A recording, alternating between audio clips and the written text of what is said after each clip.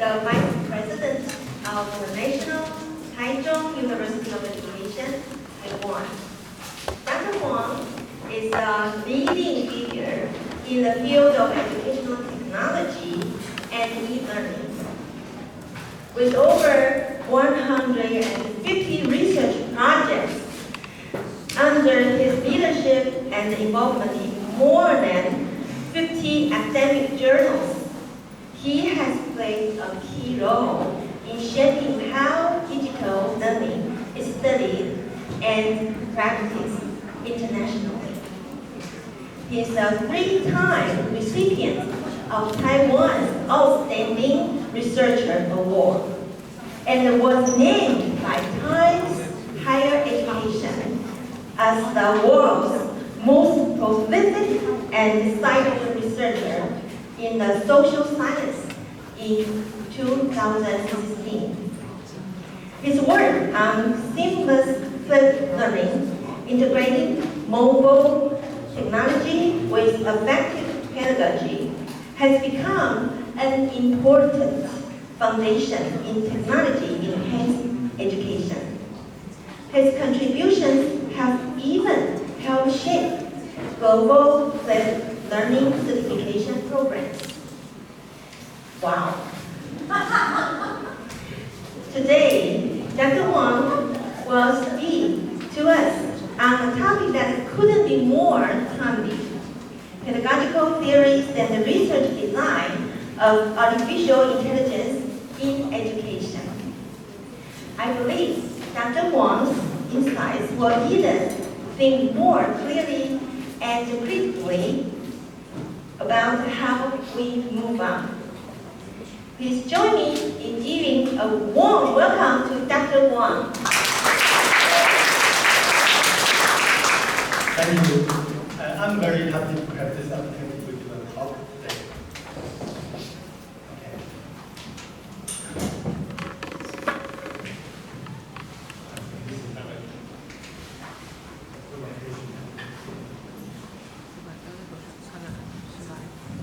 But I need to control it.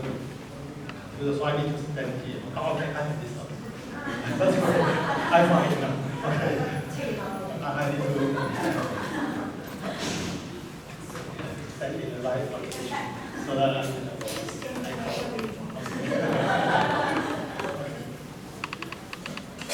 And why I want to give this talk to this topic? Because I found out in some top SSI journal, top educational technology, the number of AI education studies is at a faster pace.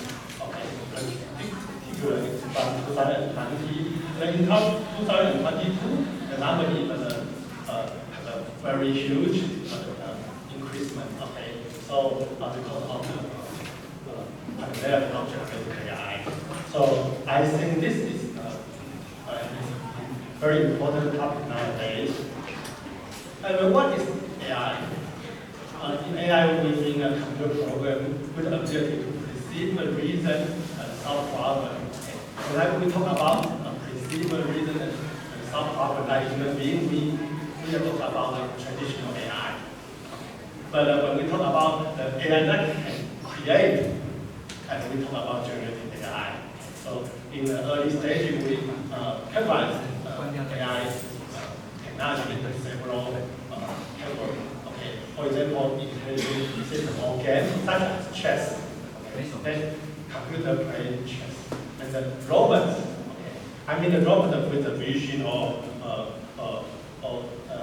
audio, video recognition ability, or computer vision and natural language processing and problem solving as well as mean we use computer to simulate the domain expert to make decisions based on the evidence it precedes.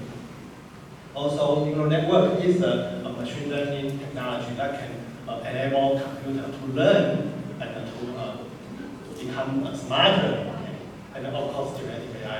I think everyone knows what generative AI is. Okay, such as ChatGPT and also computer voice and speech recognition. And the role of AI education. There are several roles of AI education, and usually we use AI as a computer tutor in educational setting, or an educational tool or learning partner in educational setting. Okay. And regarding the role of intelligent tutor, we usually use AI to provide personalized learning content or learning paths or even personalized learning interface or provide a personalized learning guidance or support. Okay. For example, in this example, we know that when we want to learn division, we need to learn the concept of multiplication and subtraction first. Of course, if you want to learn subtraction or multiplication, we need to learn the concept of addition first. Okay. So the problem is, if a student fails to answer some question about division, then what should we do? Okay, maybe we can tell the student, okay, you need to practice division more. But what happens if the student even don't know what addition is?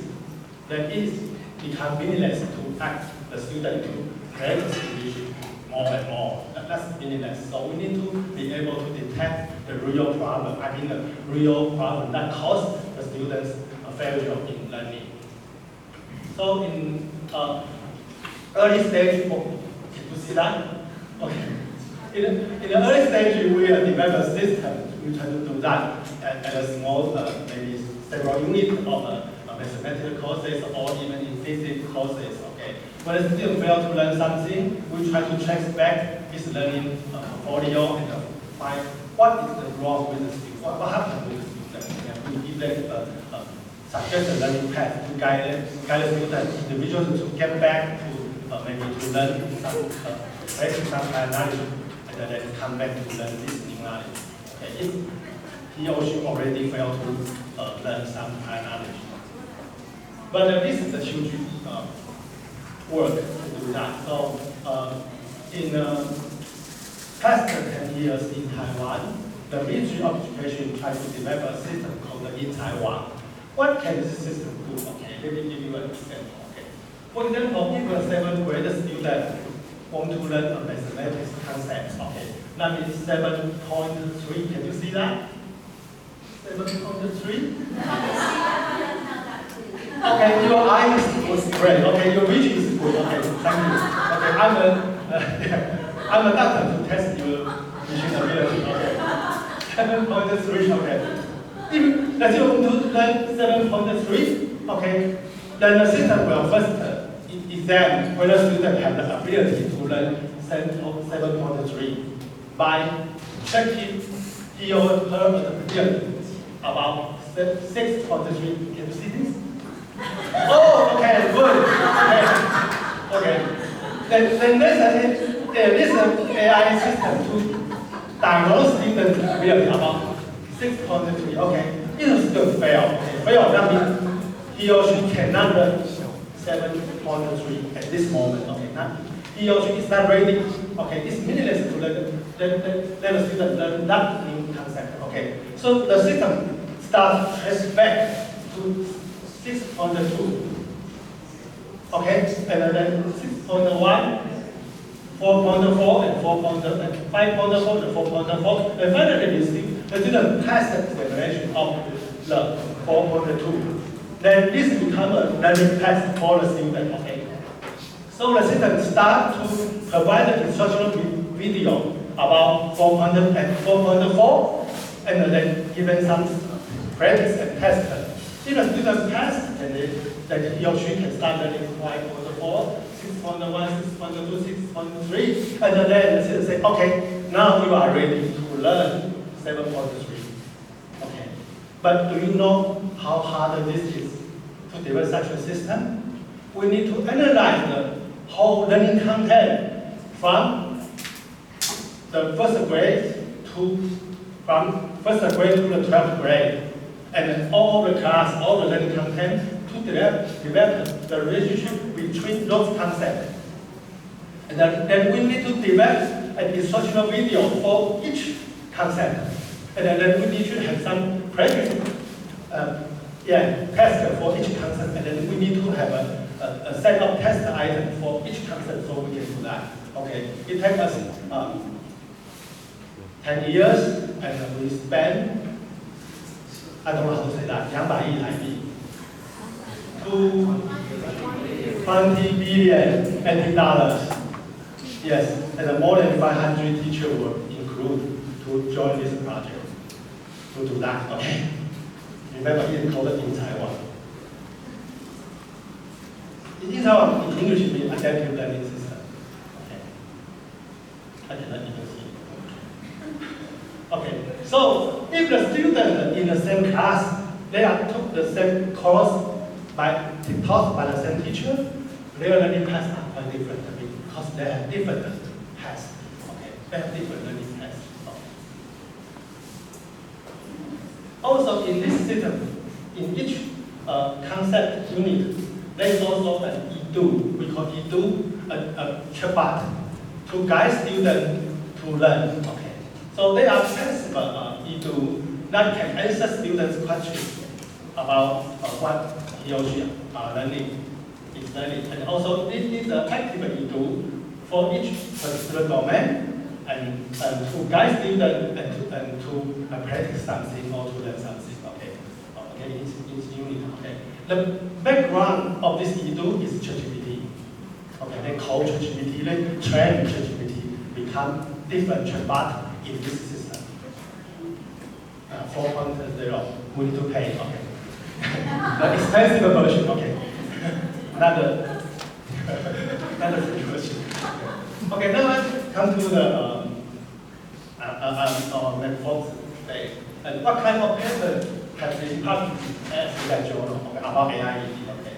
The first one is review paper. Too many. I have to say too many. Okay. But it's you can still try that. Okay. But I already published too many, so I think I will start writing review paper. Okay. You can define a topics and search a relevant article from the database, and then analyze the article based on some theoretical model, and then write a paper, okay, and submit it to the journal, and then get rejected, okay.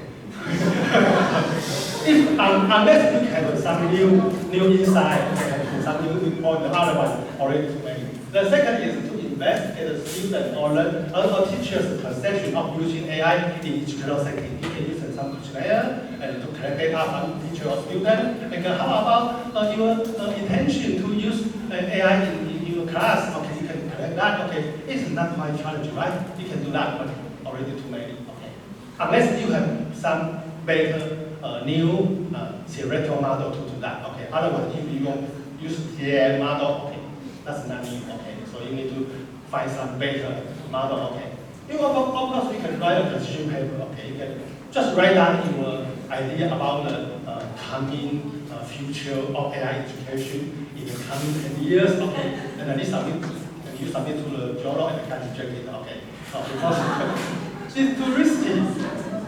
I write some position paper because I was invited by the journal editor. He asked me to write, so I write. If we don't ask me to write, I won't write that. Okay, because I know I will get rejected. Okay. And then, of course, I will be committed to do some experimental study. Okay, not too many. And then, okay, of course, it's more challenging. Okay, I just show you that I have already touched review paper. Okay, several review paper. For example, AI trends of AI in e-learning review. Okay, and AI in mathematics education. Okay, review. AI in language education. Review. Okay. AI, what is that? AI in mobile learning, okay, review, okay. And also others, okay. So, who are the potential researchers of AI in this study? Many researchers ask me, can I do AI in research? Am I the right person to do that? Okay, let me answer your question, okay. There are two kinds of persons who can do AI in research, okay. The first one is the person who can develop their own AI system. Okay. And the second one is the person who cannot develop an AI system. What I mean is everyone can do AI in research. Okay. But the challenge for these two types of researchers are quite different. Okay, let me tell you, okay. Anyone here can develop an AI system? Do you have the technique to develop AI system? Okay. You might think that, okay, the one who can develop AI system is suitable to do AI research, okay. I think you are wrong. Okay.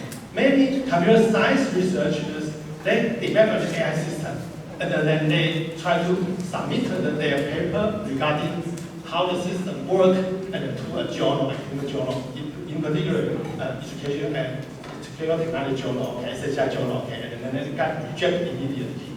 And the reason is, let me tell you the reason, okay, the evaluation section is too weak. Why? Because they develop a very good system, but they don't know how to prove that the system is effective. They just use some questionnaire, okay, and let's go use the system and use the say, are you satisfied with the system? And the student's feedback is, we are satisfied. And then this guy write a paper, okay, oh, introduce the system, introduce the algorithm, and then they say, okay, 80% of the students, okay, are satisfied with my system. And then the paper got rejected, okay. Because the evaluation is too weak, okay. So what can they do? Okay, so okay, you need to learn to design at least a course experiment, okay? You need to find two classes of students, one class uses the AI system, the other class uses the conventional approach, and then you use pretest process, and also you need to use some statistical analysis methods such as t-test or ANCOVA to compare the two groups before and after the experiment. Okay, and then they usually will tell me, okay, that's too difficult to me. Okay, I said, okay, let me give you another answer. Okay, you need to cooperate with educational researcher. Find someone who is of educational background and work with them. That's the easiest way, right? Okay. Okay. For example, I will give this example. Okay. For example, we develop a fuzzy expert system and that can adapt the learning content. Okay. Based on students' affective and cognitive factor. Okay. We just do that. Let me skip this part. For example, for the low achiever, we will provide a more detailed and basic knowledge to the student.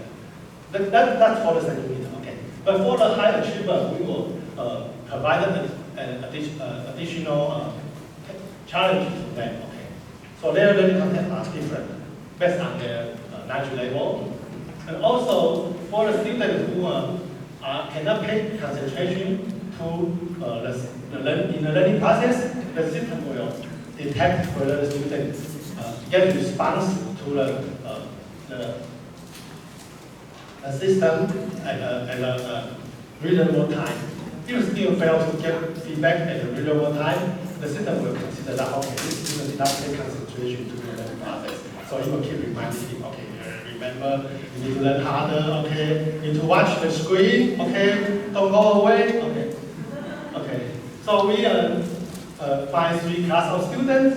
The first class of students learn with the adaptive learning system with both the cognitive and affective function. And the second class of students use the adaptive learning system only with the cognitive function. And the third class of students learn with the conventional learning system. That means no adaptation, okay, no adaptivity.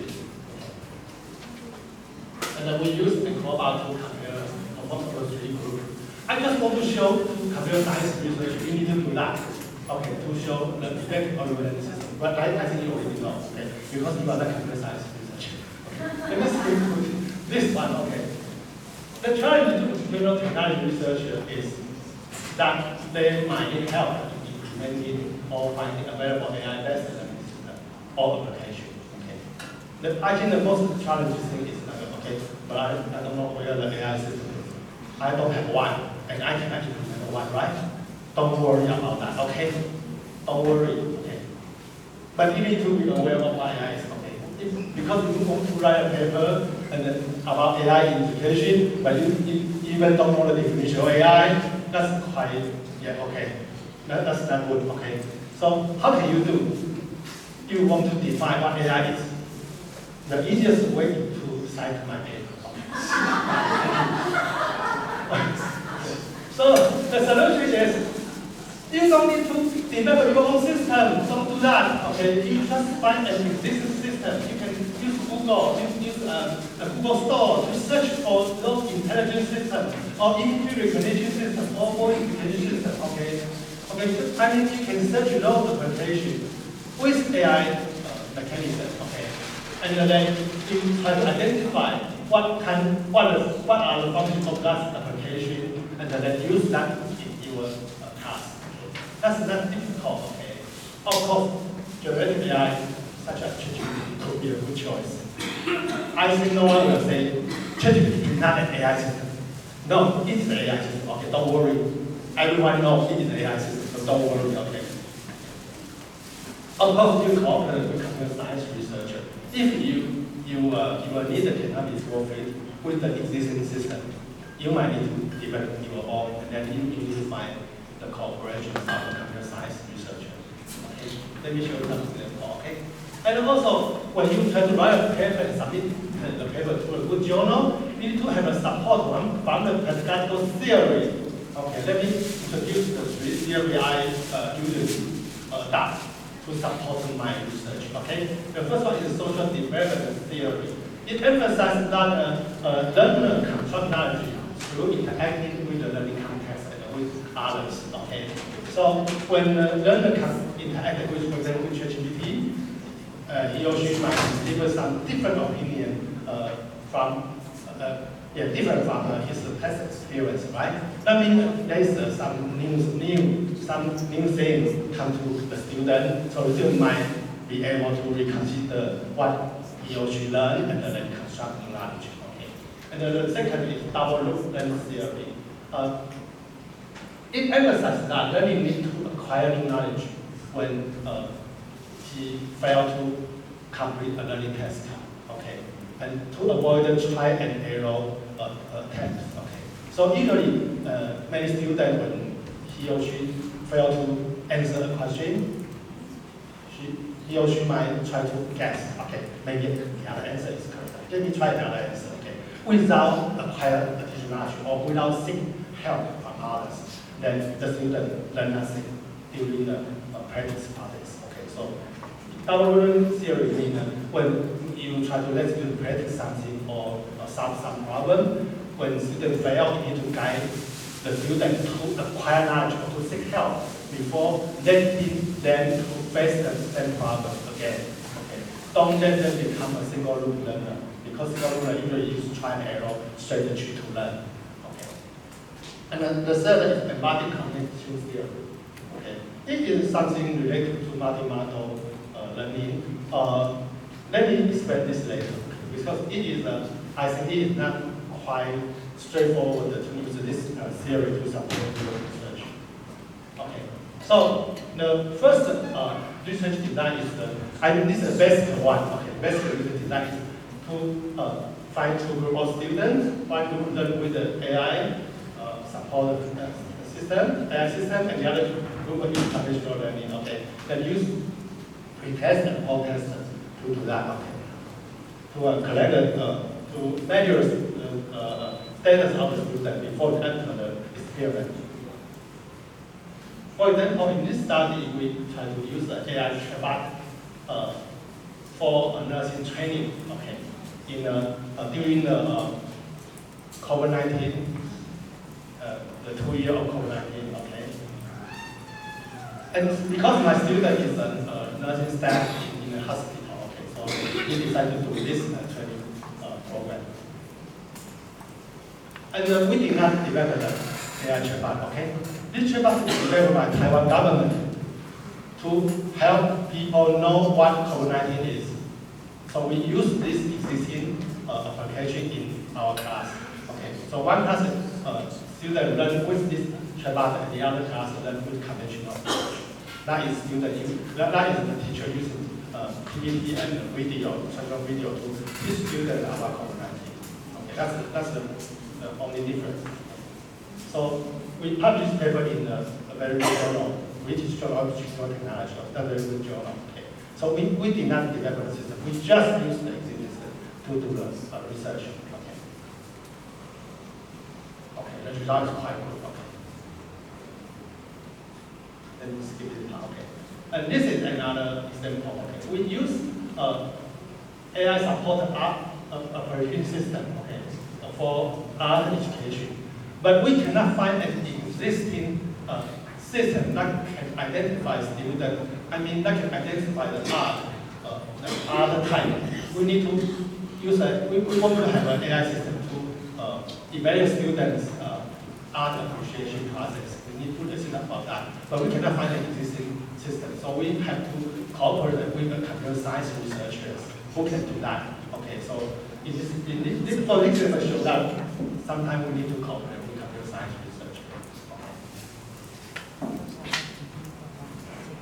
And we published this paper in computer education. I think this is the #1 journal of educational technology. Okay, and the topic is about robot-based storytelling to enhance EFL learners' multi-model storytelling ability. Okay, and the engagement.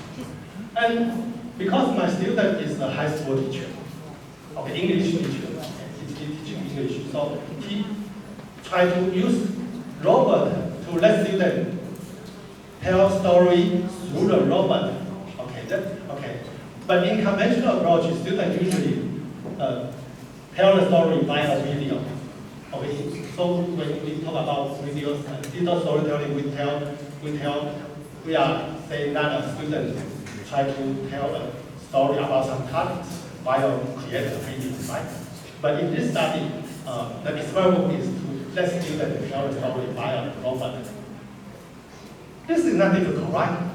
Because the teacher do nothing. Just ask the student to tell this story. One class use robot to tell a story, the other class to use video to tell a story. Okay. I cannot say that do nothing. Okay, do something. Okay. But the really challenge is that how can you explain that using robot to tell a story can benefit students more than using video to tell the same story? Why? They are the same story, the same learning content, right? Only one group use robot to tell a story, the other group use video to tell. How can you explain that? I think that's the most challenging one. Okay. So we need to have a pedagogical theory to support that. That is the embodied cognitive theory. In this theory, it emphasizes that the learning is not only the activity in brain, but it is the activity regarding the whole body engagement. Okay, that's what this theory tells us. Okay, so in this theory, the body and mind are no longer regarded as separate entities. Okay, so potential rich experience shape the cognitive process. Okay, and then help students construct knowledge and meaning. Okay, through the process. Okay, so that means So when we use robot to tell a story, the student need to consider more than just use video to tell a story, because robot have audio, linguistic, visual, and gesture, and good eyes. Okay, so from the degree of embodiment, we can say that using robot is in level 3, of embodiment, but using video only in level 1. So we use this factor to explain why robot-based digital storytelling can benefit students more than conventional approach. Okay, so I can skip this part. Okay, so this is the what happened in the class. Every student need to create a digital storytelling, and then you submit it to the robot, and then the robot will tell the story to the audience. And we also do the same thing in different courses. In the nursing training courses. Also in public education. Do the same strategy. But different target. We try to train professional trainer in hospital. We call that clinical teacher in hospital. And we also robot-based storytelling. And we propose a brainstorming, selection, forming, and evaluation model. To address how this work can be done for professional training. almost the same. So I see, okay, this is a clinical teacher who are trying to develop a global-based digital story. As you can see, that the interface is quite similar to the video editing software, right? The only difference is that in a video different software, we only need to consider the video part, the audio part, the caption part, okay? But in the global-based digital story, we also need to consider the facial expression, the gesture, and movement of the robot. That's all. So it's not difficult to the student to develop a global-based digital story. Okay, this is what happens in the class. Everyone shows his robot to the audience. And the result is quite good, okay.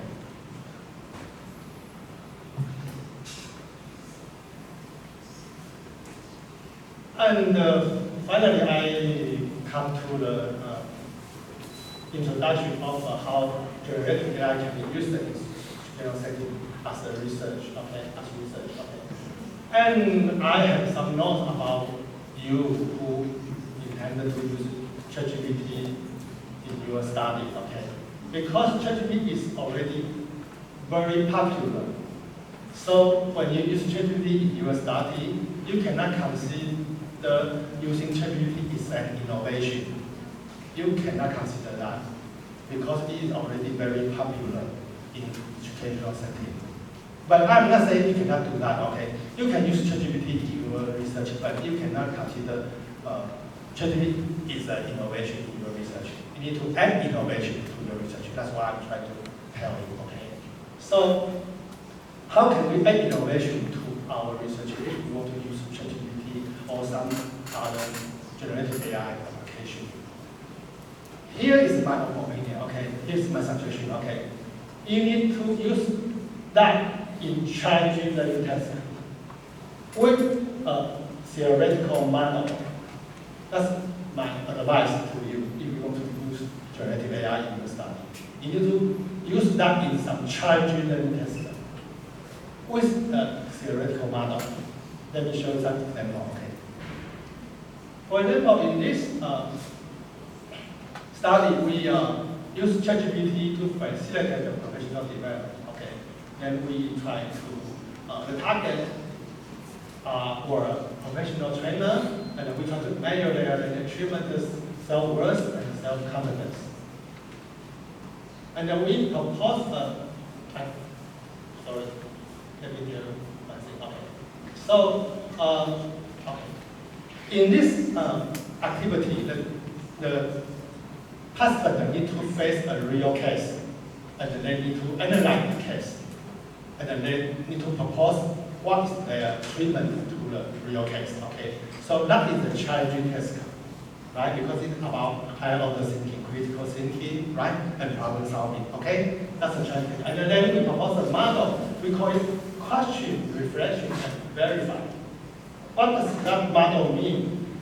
That means we need to guide students to go through 3 stages, okay, during the problem solving process.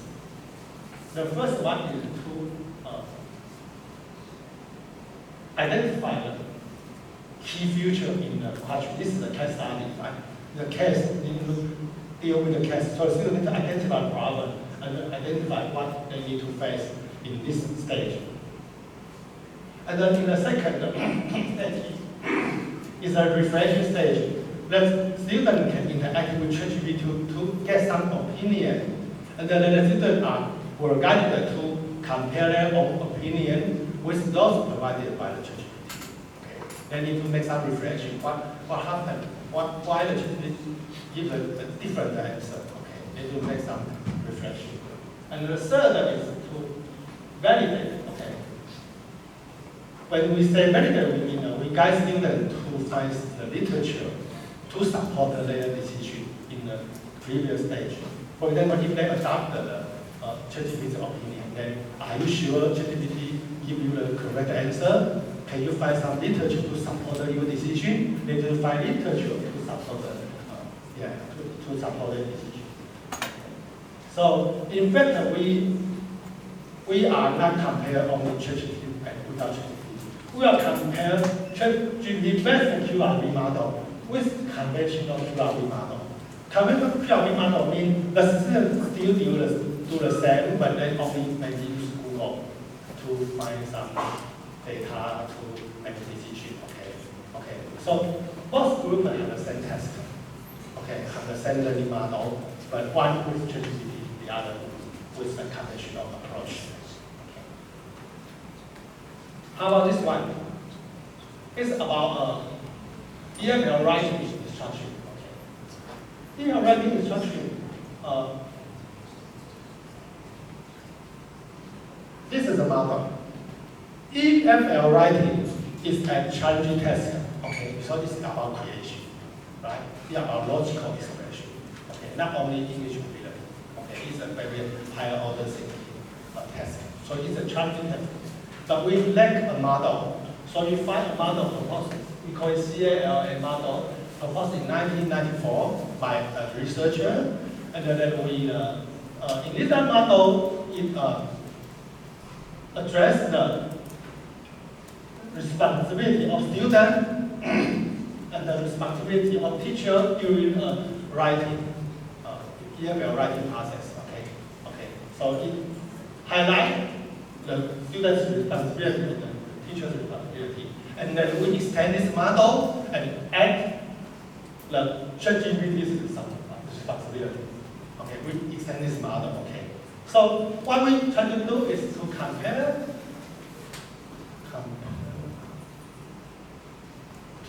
the, not only ChatGPT and without ChatGPT. We compare the ChatGPT-based CALA model with conventional CALA model. So that's what I'm talking about. Okay, a challenging task with a learning model. How about this one? ChatGPT supported collaborative argumentation. Argumentation is a challenging task. Okay, it happens in English course, EML courses. Okay, and we propose a model. In fact, that model is very straightforward. Okay, gather information and then develop a script and then develop the argument banking. Then okay, and then practicing. Okay, so this is the model. So we are comparing ChatGPT-based argumentation model with conventional argumentation model. Okay, in this study. How about this one? Oh, this is a very interesting study about art therapy. We use ChatGPT in art therapy. Okay, to enable nursing staff to have empathy about taking care of elder person. Okay, so because some nursing staff need to take care of elder person for a long time, so if they don't have the empathy, they might not be able to take care of the patient. So we need to let them have empathy. Okay, so this is a challenging task. And then we use the self-directed learning model, okay, as our the basis of using this generative AI. That is, I still have time. Oh, okay. Okay, this is small group. Okay, the students try to use generative AI to produce some image to let them learn what the elder person, about the life of when you get retired, or the need of the elder person. Okay, let them know later. Okay. And then for the control group, they need to draw.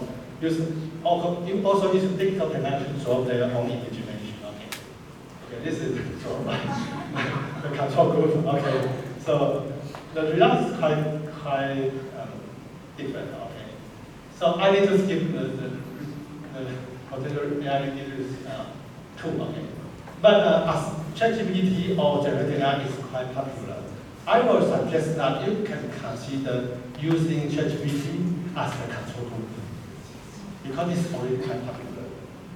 Okay, maybe use ChatGPT as the probably is not a good idea. So maybe we can try to use JD as a control group, and then you try to add something, add some strategy or tool to help ChatGPT benefit students more than conventional GPT-based learning. Okay, I think that's another thought. Okay. For example, in this study, one of my students used mind map to guide the student to use ChatGPT. Not ChatGPT because these are only an English chatbot. Okay. Because at that time, because it's 2021, at that time, in fact, chatbot had already been frequently used in English class in Taiwan. So my student decided to use chatbot-based English learning as a control group, and then he used mind map, okay, as an intervention in this study. Okay, so we are comparing mind map-based chatbot with conventional chatbot learning. Okay, and in this study, okay, we use these are about English writing program. Okay, the student need to learn to write English article, and that's a quite challenging test, right?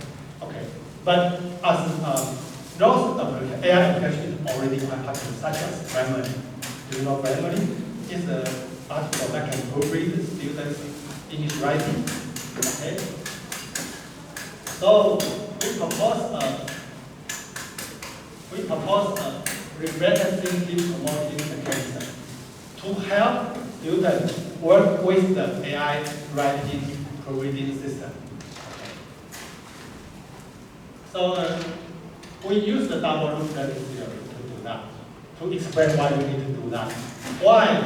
Because as you can imagine, okay, if your student write an English article and submit it to an AI system, and ask to proofread the article, okay, given some instruction about how to modify, okay, what the correctness of the grammar, and also, okay, even some very modification suggestion.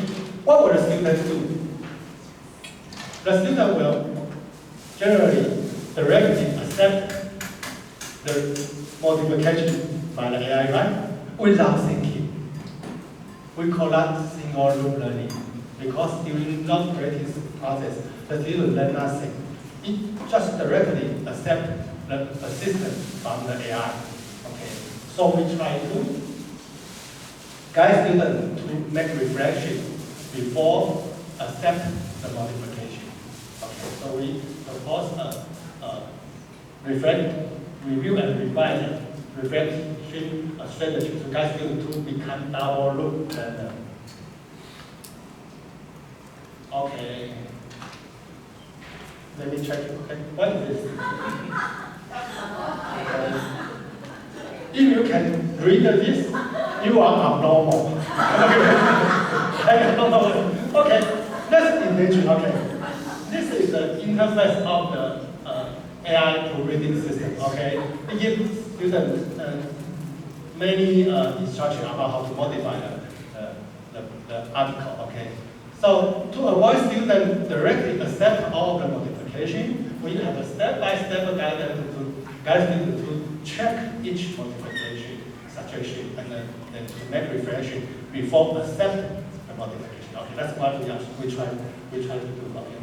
So what is that word? Tell us the information. I don't know. I need to check the original PPT. Okay. I think you need to upgrade your equipment. Okay. And then maybe we need a curtain there to write. Okay. But it made me look handsome. Okay. Okay. Oh, I don't mean the subject. Okay. So we are comparing the reflective thinking promoting mechanism versus AI supporting writing, English writing, with conventional AI supporting English writing. Okay. We are comparing that. Okay. How about this one? It uses dynamic assessment to help students use a speech recognition learning application.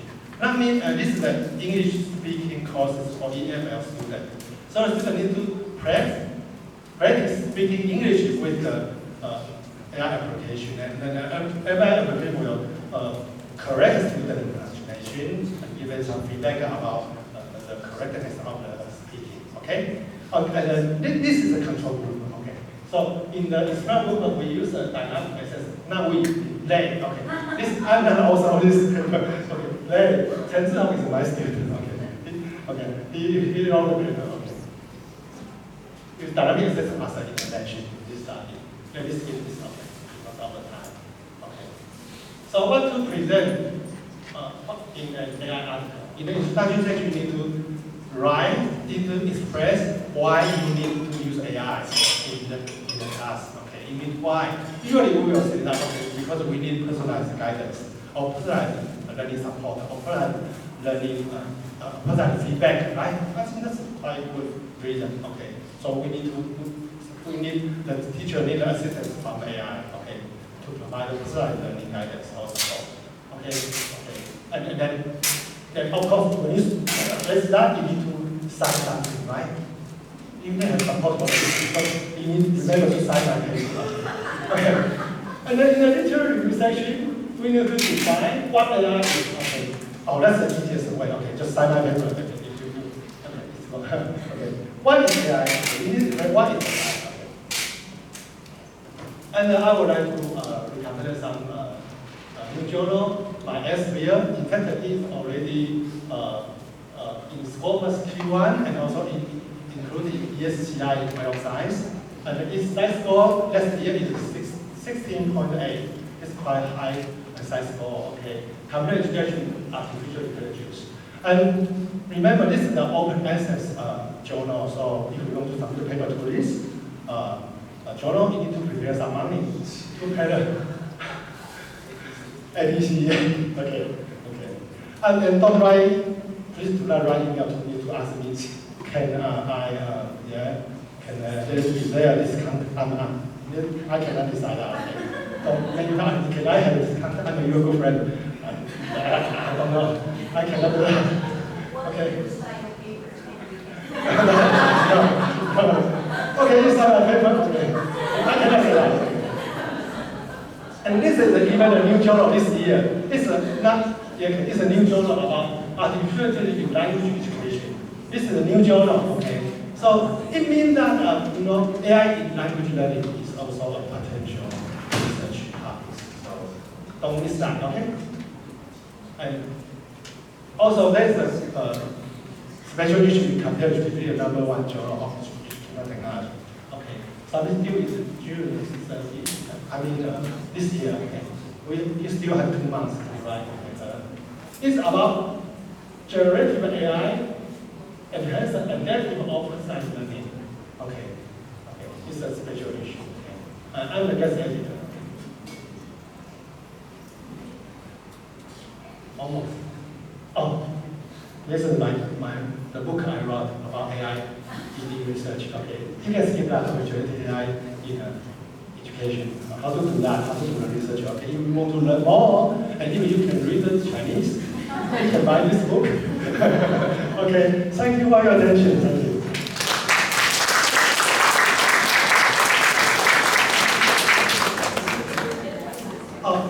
Do you still have time? We have 1 minute for Q&A. 22 minutes. Any questions? Yeah, I know you already pay attention to the book. Okay. Enjoy. Oh. Is there an English version? Pardon? Is there an English version? This is a new book. I apologize in Chinese. No, don't need that. If you want to read something in English, just read my paper. This is too challenging to write a book in English. Thank you very much for this talk. And so, in your study, you have 2 or 3 topics for experiment, right? Yeah. And what if you don't have 1 topic? You need to borrow. Yeah, because if you find something new, you have some good idea, you don't have to use that in your own class. You can try to persuade your colleague or even a high school teacher to tell them, okay, I have a very good idea. Do you want to cooperate with me? Okay, you can borrow their class to try your new idea. Yeah, I think that would be a great idea. Okay, it's time for a break. Thank you for your attention. Really appreciate such a humorous and insightful speech, and it really inspires us very much. And to tell you the truth, it's so hard not to cite your paper because you're so productive. Okay, and because of the time limit, we have to end this session here. But the good news is that following this session, we have the coffee break. So we can still have some interaction with Professor Dr. Hwang. Okay, thank you so much. Thank you.